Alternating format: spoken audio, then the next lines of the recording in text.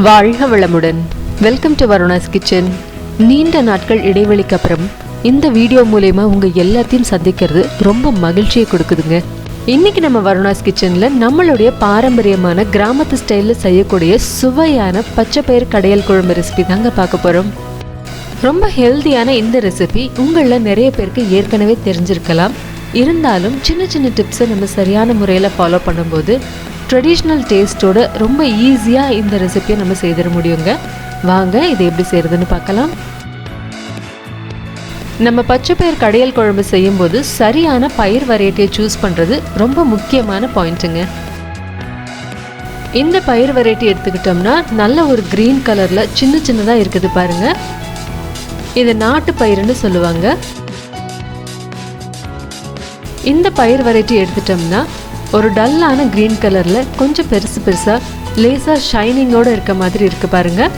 இது ஹைப்ரிட் வெரைட்டின்னு சொல்லுவாங்க.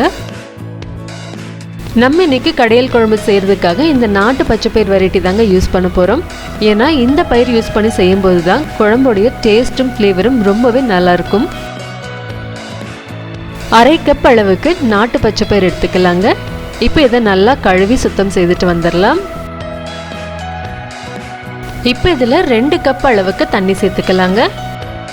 இப்போ நம்ம குக்கரை மூடி வச்சு மீடியம் ஹை ஃப்ளேமில் 3 விசில் வர வரைக்கும் இதை வேக வச்சு எடுத்துக்கலாங்க.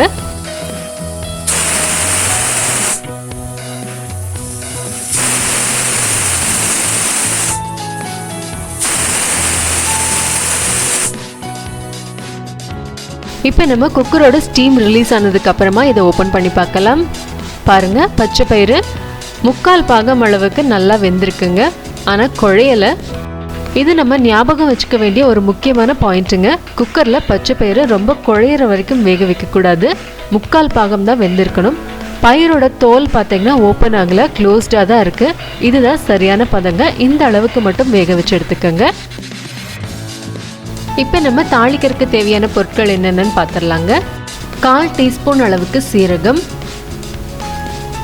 1/4 டீஸ்பூன் அளவுக்கு கொத்தமல்லி விதைகள் ஒன்றும் பாதியமாக லேசாக கையிலே க்ரஷ் பண்ணி வச்சுருக்கேங்க. 10-12 சின்ன வெங்காயம் பொடியாக கட் பண்ணி வச்சுருக்கேங்க. 6 பல் பூண்டு, அதுவும் பொடியாக கட் பண்ணி எடுத்து வச்சுருக்கேன். 3 பச்சை மிளகாய், கொஞ்சமாக கொத்தமல்லி இலைகள், அப்புறமா சின்னதாக ஒரே ஒரு தக்காளி, அதையும் கட் பண்ணி எடுத்து வச்சுருக்கேங்க. இப்போ நம்ம தாளிக்கிறதுக்காக கொஞ்சமாக தேங்காய் எண்ணெய் சேர்த்து சூடு செய்துக்கலாங்க. தேங்காய் எண்ணெயில் தாளிக்கும் போது தான் இந்த குழம்புடைய டேஸ்ட்டும் ஃப்ளேவரும் ரொம்ப நல்லாயிருக்கும். எண்ணெய் சூடானதுக்கப்புறமா அடுப்பை ஸ்லோ ஃப்ளேமில் வச்சுட்டு நம்ம எடுத்து வச்சுருக்க சீரகம், கொத்தமல்லி விதைகள் இது 2ஐயும் சேர்த்து லேசாக வதக்கி விட்டுடலாங்க.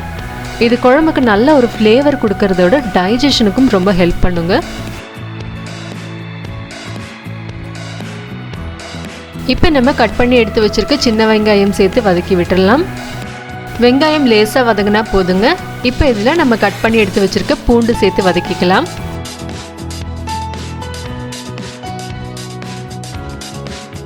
ஒரு கொத்து ஃப்ரெஷ்ஷான கருவேப்பிலை இலைகள் சேர்த்து வதக்கிக்கலாம். இப்போ இதில் நம்ம கட் பண்ணி வச்சுருக்க பச்சை மிளகாயும் தக்காளியும் சேர்த்து வதக்கிக்கலாங்க.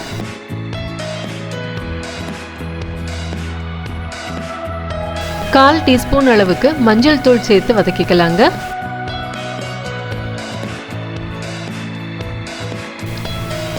இப்போ நம்ம வேக வச்சு எடுத்து வச்சிருக்க பச்சை பயிரை இதில் சேர்த்துக்கலாம்.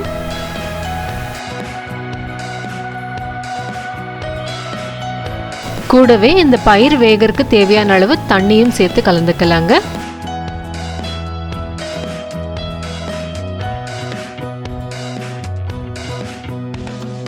இப்போ இதில் தேவையான அளவுக்கு உப்பு சேர்த்து கலந்ததுக்கு அப்புறமா இதை மூடி வச்சு 5லிருந்து 10 நிமிஷம் வரைக்கும் வேக வச்சுக்கலாங்க.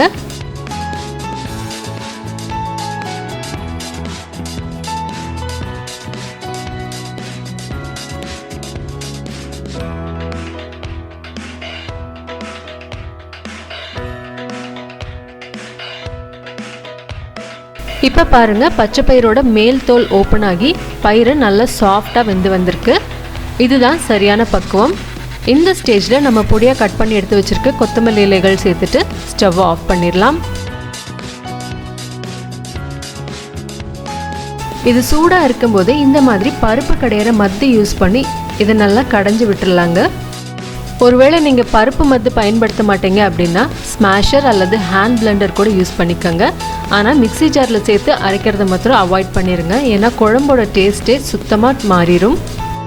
இப்போ நீங்கள் யோசிக்கலாம், எப்படி நம்ம கடையை தானே செய்கிறோம், குக்கர்லேயே நல்லா குழைய வேக வச்சுட்டா வேலை ஈஸியாக முடிஞ்சிருமேன்னு.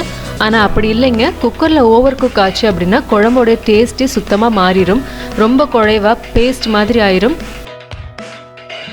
இதை ரொம்ப ஃபைனாக மசிச்சிடக்கூடாதுங்க. பாருங்கள், இந்த அளவுக்கு கொஞ்சம் கோர்ஸாக இருக்க மாதிரி பார்த்துக்கோங்க. அப்போ தான் நம்ம சாதத்தோடு சேர்த்து சாப்பிடும்போது நல்லாயிருக்கும். நம்மளுடைய பாரம்பரிய சுவையில் ஹெல்த்தியான பச்சைப்பயிறு கடையல் குழம்பு இப்போ தயாராகிருச்சுங்க. ரொம்ப ஈஸியாக 15லேருந்து 20 நிமிஷத்துலேயே இதை நம்ம செய்திடலாம். இந்த ரெசிப்பியை நான் என்னுடைய மாமியார்கிட்டேருந்து கற்றுக்கிட்டேங்க. அவங்க இன்றைக்கி நம்மளோட இல்லை.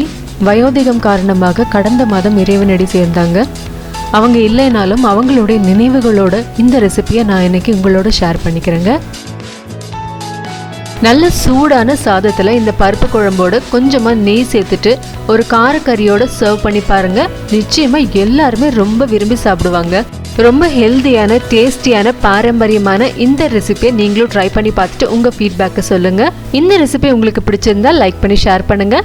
வருணாஸ் கிச்சன் சேனல் சப்ஸ்கிரைப் பண்ணி என்னுடைய மற்ற வீடியோஸையும் பாருங்கள். சுவையாக சாப்பிட்டு ஆரோக்கியமாக வாழ்வோம். நன்றி.